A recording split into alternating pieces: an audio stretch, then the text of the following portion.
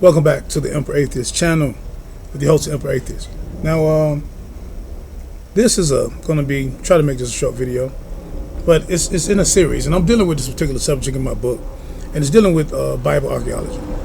Now, we know that basically probably 95% of the things in the Bible that when we speak about archaeology, we know this shit don't come out right.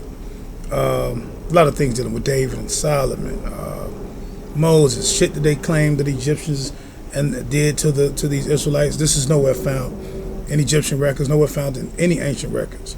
A lot of the shit that the New Testament say Jesus did and the disciples did, and the places they traveled, and things that happened, people being 4,000 or 5,000 people, hungry people with no food being fed by miraculous fish and bread. I mean, this shit just can't be, proven. But and a lot of it is unfalsifiable, but I'll get on that subject later. But the thing is, when dealing with, and I'm going to try to deal with one particular story, and I'm going to ask this question too. I don't give a damn who want to answer it, whatever you want to do. White Jews, those blacks who call themselves Hebrews, whichever ones think you are scholars of the book. I want you to answer a question about the Hebrews being in Egypt under Moses, Joshua, and all of these people, and them being there for a long time, 4 centuries or whatever the church Israelites being, who were so-called descendants of this man named Abraham, who we have no real historicity of, who was supposedly from the Ur of Chaldean, and his seeds and Isaac and Jacob, we get the term Israelites. But the thing is, we have no evidence of none of these people actually ever existing. But the thing of the matter is this: if they was in Egypt for all of this time, and obviously through the biblical stories, whoever wrote these narratives obviously made the Jews familiar with Egypt, then it's a simple question, very simple question.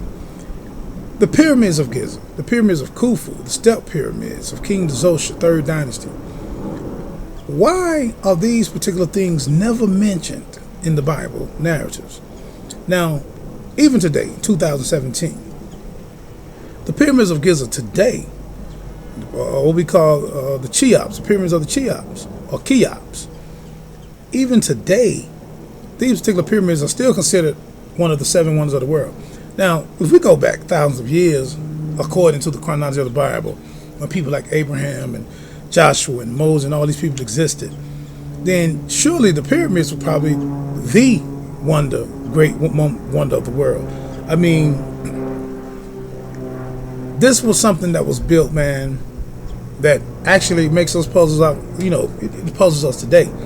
But yet, in all the biblical narratives, they speak about Jericho's wall and the Israelites walking around this wall and blowing trumpet, making it fall, and hills and just type of bullshit hills and shit that they built. Hills that it speaks about that Abraham and all these people built, mounts and all this dumbass shit that we can't find no evidence of. But why, when Joseph, who was one of the 12 sons of Jacob, went to Egypt, and so-called whoever the Pharaoh was, made him a particular leader within this land, and so these particular people, their brothers, they were welcomed in, and they lived in Egypt, and so their descendants came on, and so forth, and this is where Moses and all of them came up. They was in Egypt. But this is the thing: out of all of this time and all these years that these Jews were there, and they wrote this book, and these prophets wrote this book, they never mentioned the pyramids or the great wonders that the Egyptians did. And it's kind of strange from an archaeological standpoint. How could this be? How in the hell could you miss something like that? And it makes you think when you think about the writers of the Bible. When they wrote about certain things dealing with the Israelites and how they moved and the things they built as far as altars and all of these great lies and stories that they told, even Noah's Ark. They have all these dimensions of this bullshit boat that supposedly carry all the animals in the world, or whatever the fuck you people believe. You still can't tell me how penguins and fucking polar bears and kangaroos from goddamn Australia got on. I don't fucking know. No one has been able to explain that yet. But the thing is, it gives all these dimensions. It even gives dimensions to Moses. God gave specific dimensions of how he wanted the Holy Tabernacle to be built and all of these different things. But yet, dealing with all of these dimensions and different buildings and the way the Bible is caught up in structural things, it seems very fucking odd that the writers of the Bible would leave out the pyramids. Now, that either tells you one or two things. Either the people who wrote the Bible never been to Egypt, were not familiar with the pyramids, and definitely wrote these books thousands and thousands of years or hundreds of years later after the pyramids were built, because we know for a fact that these particular books, the Old Testament, was definitely not written before the pyramids were built. So obviously the writers of this book had no knowledge of the pyramids, or had no knowledge of the things dealing with the pyramids, or dealing with the Egyptians, or King Khufu, or Dizosha, or anything like that, because these things were never mentioned. And then you think about it. As you go into the New Testament from the book of Malachi, or how it was canonized, and the Egyptians are still being spoke of in the New Testament. Egyptians. But how could you miss one of the greatest feats in the world as far as a structural feat and not put it in your book? And I know some religious people say, well, it had nothing to do with the salvation of the Jews.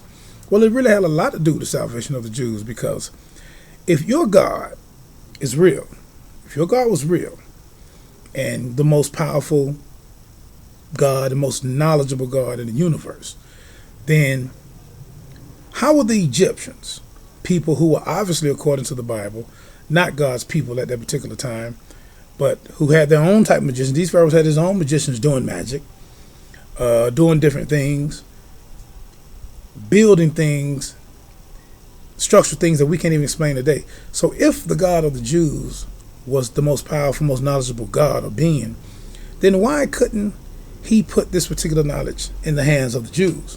Why would the Egyptians, their enemies, build such a structure that's even the greatest structure, one of the greatest structures, 7 wonders of the world today? But yet, we go back in history, we can find nothing that no Jew, I don't give a fuck, black or white Jew, has ever built even close to this. This is just, I think, is a fair fucking question to ask you. Why did your God never leave a landmark to say this was from Abraham, or this? Now we know. Now let me stop right here, because I already know some of you Muslims will be like, well, the Kaaba was built by Ishmael Abraham. Oh, that's a goddamn lie. We have no knowledge of that. Period. And by the way, the Kaaba is just a big fucking box. It's a square box. There's nothing fucking beautiful about the Kaaba. Y'all put this black ass cape over it, but I mean, come on. And you got these damn stones in it. You claim they was meteorites that fell from the sky. So I just wanted to add that, just so some of you Muslims won't chime in with that bullshit. So let's go on and cut that shit off now. You have no archaeological evidence of no damn Abraham Ishmael building that fucking box in fucking Mecca. So kill that goddamn noise now till you bring the evidence. And Imam Reza, if you listen to this, me and you spoke before on the phone several times, and you still ain't came up with the evidence I've asked you to. Maybe I need to call you back about that. But anyway, I just had to make note of that shit. But so the question, I think it's a fair question. Why has your God not shown, or why didn't this God give some type of landmark, to something to say that the Jews did something, or the Hebrews did something that was, magnanimous, something that was just huge, something that we could say, hey, this fucking Yahweh gave them the knowledge of this. But that didn't happen. So it's like, that's kind of like another hole in your whole fucking story. The ones that you fought against, the ones that you got away from, did greater things than you did, structurally, historically. They have a long history. We have no history of you. Besides this bullshit Bible, we don't know what you did. We have no idea who you people were. But yet, you say this particular invisible God in the sky chose you to be his people. It just seemed very fucking strange to me. So, anybody want to answer these questions, I'd be glad, to listen to what the hell you got to say about it. But, hey, that's my take on it. And I know y'all, all you people who believe in this shit, you ain't gonna have no evidence to come with it. But I challenge you to do that. I challenge you to do it. Remember, I'm the Emperor Atheist. Thanks for viewing my channel. Thanks for all my likes. Thanks for all the dislikes as well. You know, I always thank everybody. I thank the haters too. I'm trying to get more haters for the 2017. Peace out. It's the Emperor Atheist.